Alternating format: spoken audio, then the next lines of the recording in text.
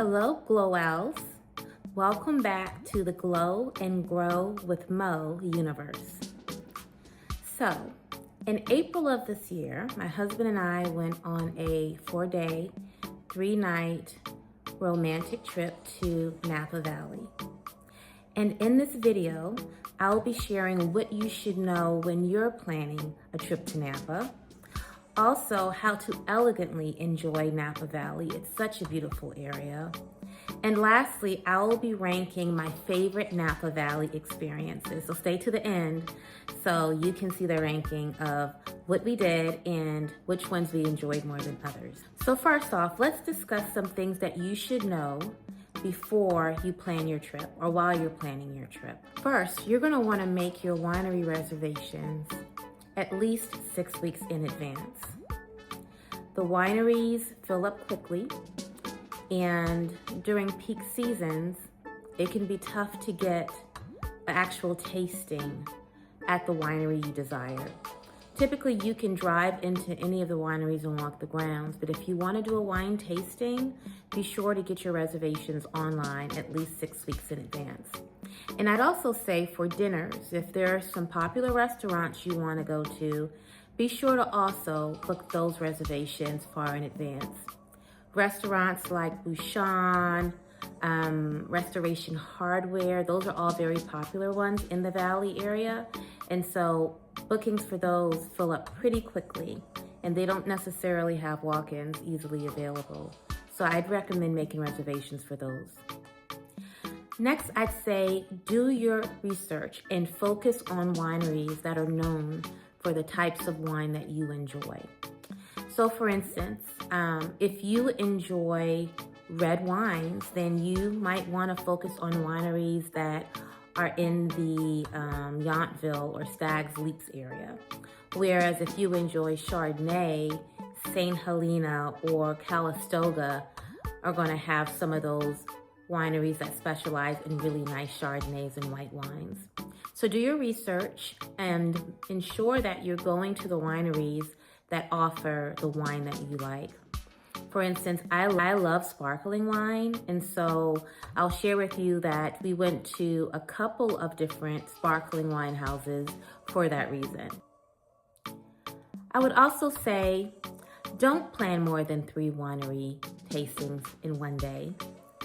I feel Napa's meant to be savored and not rushed.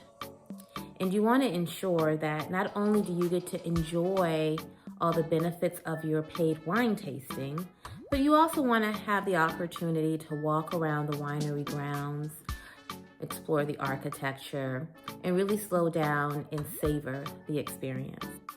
So for travel, I would recommend that if your flight is more than 4 hours, like ours was, invest in the best seats that you can afford. You don't want to arrive to Napa Valley tired or exhausted.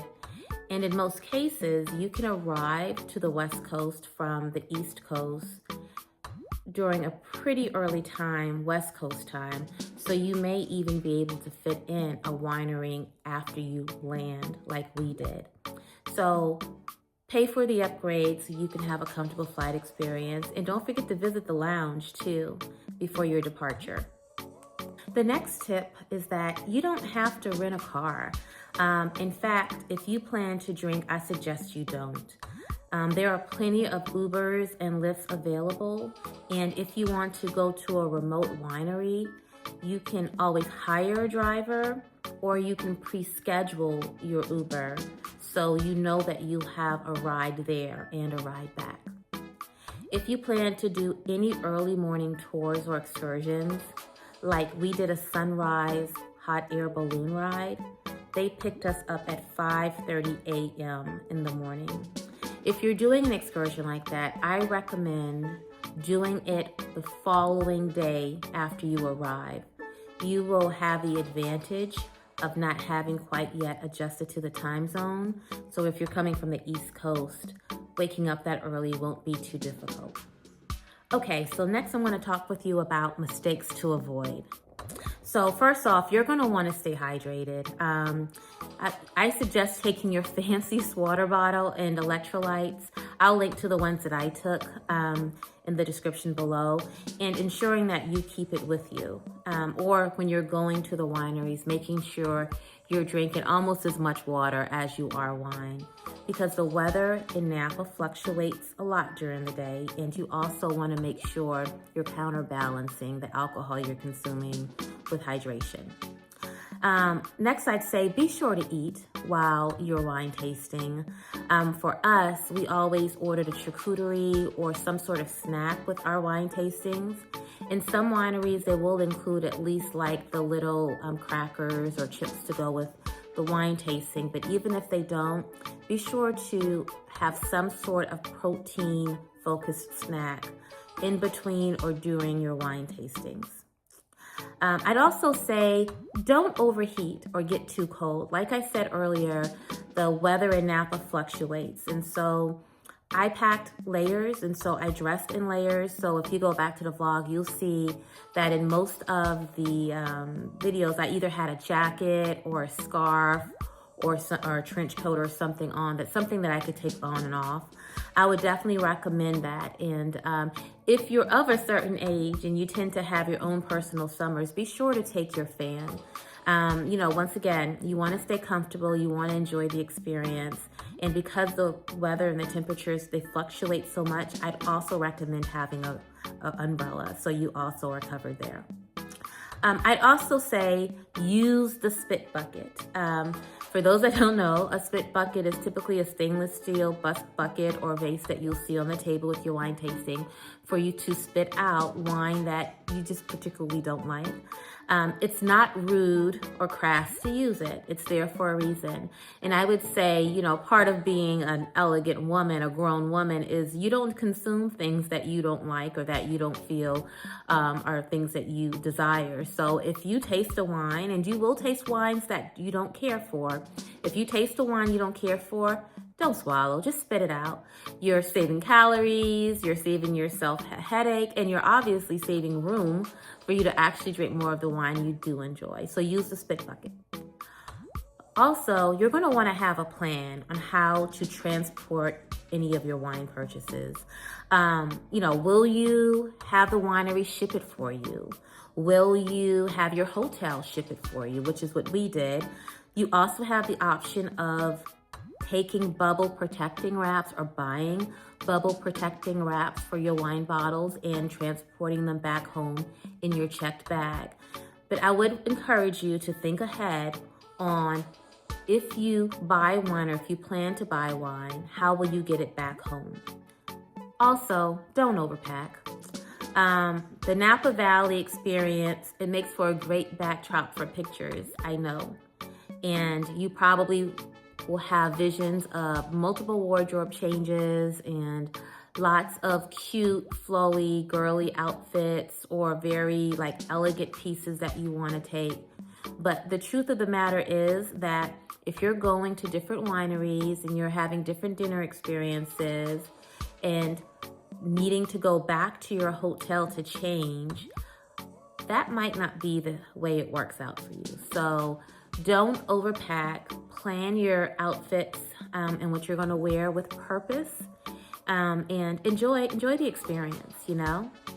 The last mistake to avoid, I'd add, is not planning enough time in between scheduled winery tours or tastings. There are some parts of the Napa Valley that are more than 45 minutes to an hour apart.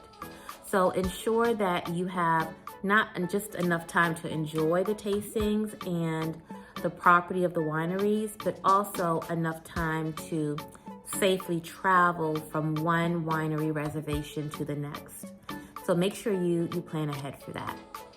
So what are my tips for elegantly experiencing Napa Valley? So when I planned the itinerary for our trip, I had a purpose in mind, and I imagine that most people start a trip, either they want to have fun or they want to understand the history of the place or they just want to relax. Our mission was to just spend some couple time together. I shared in one of my previous videos that our daughters are going away to college in the fall. We're downsizing, we're becoming empty nests.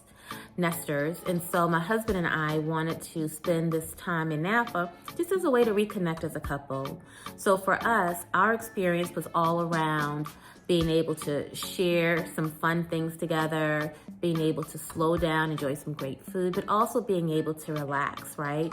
And come back from our trip, not exhausted, but refreshed. So make sure that as you're planning your itinerary, you keep the purpose of your trip in mind. Because quite frankly, Napa is amazing, and you have the opportunity to run the gambit from a wild party situation if you want to stay downtown and visit their nightlife, to a really remote spa wellness experience if you want to go to one of the more remote resorts that have the spa and the property and the pools and the restaurants on site. As you're planning your trip and what you want to experience, think about what are some of the luxuries you might want to splurge on. Napa Valley is not an inexpensive place to visit. It's actually quite pricey. In the spirit of maybe not being able to do everything, choose those things that are important to you that you might be willing to splurge on, and if you can, do so. So if adventure is important to you, splurge on that hot air balloon ride. If lounging and relaxing is important to you, splurge on that spa or that wellness resort. There's something for everyone there. And lastly, I'd say spend some time dilly-dallying and frolicking through the vineyards, through the downtown areas. One of the most fun parts about our trip was the day we went to Yountville. We went to downtown Yountville, and we got breakfast at a beautiful cafe, which I'll talk about later.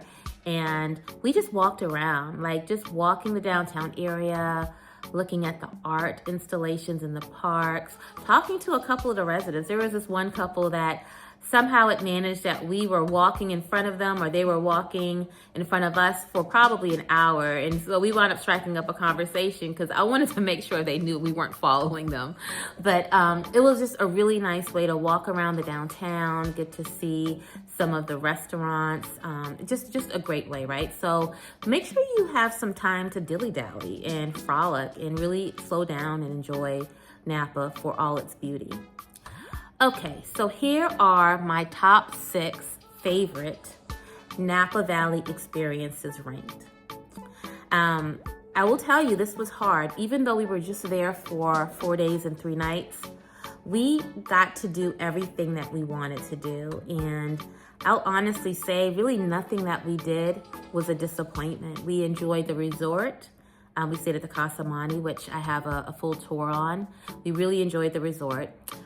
We enjoyed the food that we had at all of the restaurants. I really don't think we had a bad meal while we were there at all.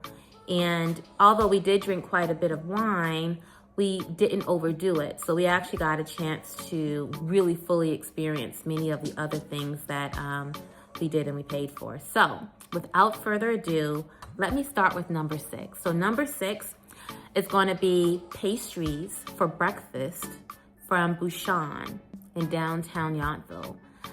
Bouchon is a bakery, and they have several locations throughout Napa, but the one in Yountville is the one we went to, and it was delicious. We got these macaroons. They're really large compared to the average size of the macaroons, and we got some breakfast sandwiches, and we got some really, really good lattes. And so just getting up early, getting out to Yountville, walking around, sitting under an umbrella, enjoying our leisurely breakfast was amazing. So definitely number 6 and higher on the list of all the things we did.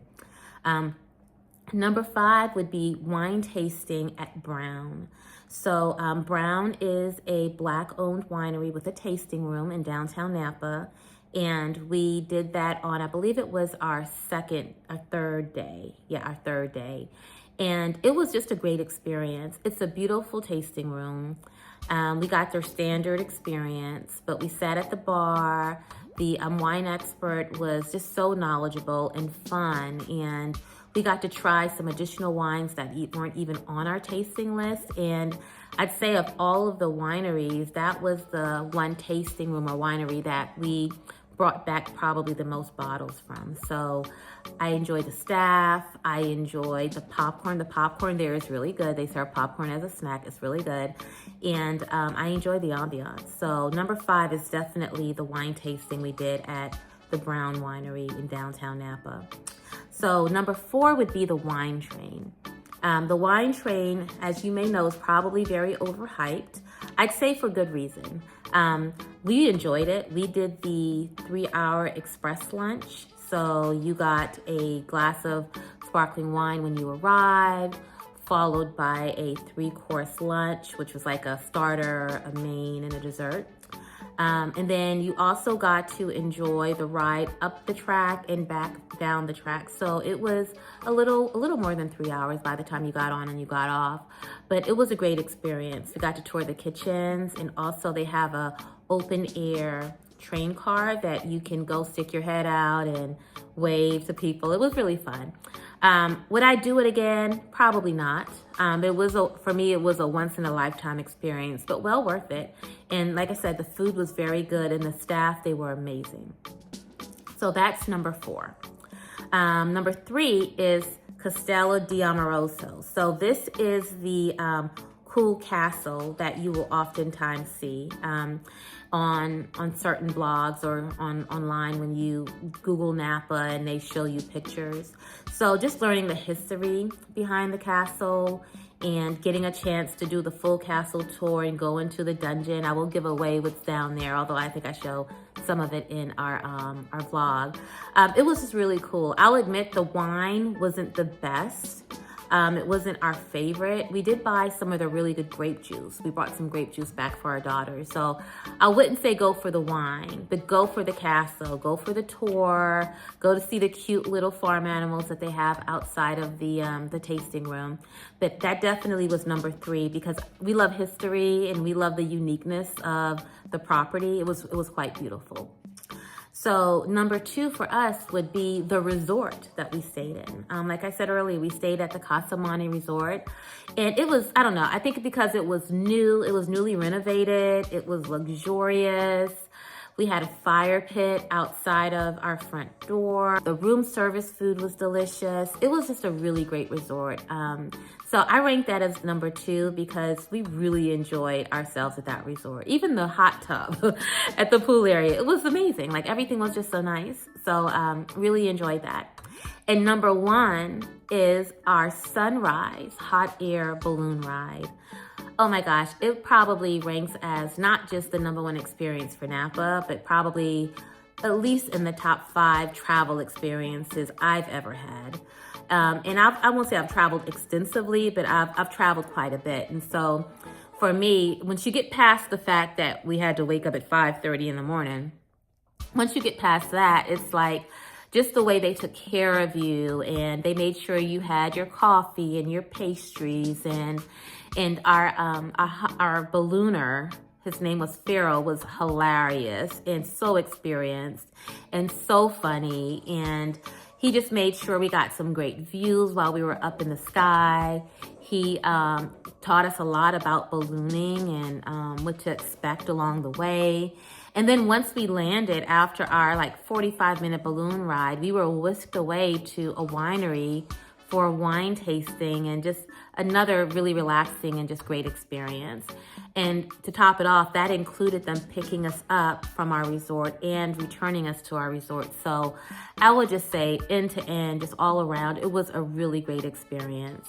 So I would say the hot air balloon ride, definitely number 1 on my list. So there you have it. We are so happy that we went on this trip. It was probably one of the best couples trips we've done in quite some time. And so I hope that the series of vlogs and Get Ready With Me and the resort tour have inspired you to maybe consider going to Napa Valley. I do see myself returning in the future. because there were so many other things, right, that we could have done that we just didn't make time to do or weren't able to make time to do. So I could definitely see going to Napa in the future and maybe going more on the northern side, like St. Helena and some of the other places to experience what their downtowns and their selection of wineries look like. But either way, loved it, enjoyed the experience. For us, it was a 10 out of 10. And so, Glowells, I hope that you enjoy this rundown of my Napa Valley experience. And I hope that it's inspired you to consider going yourself. So, until next time, continue to glow and grow. And I'll talk to you soon. Bye.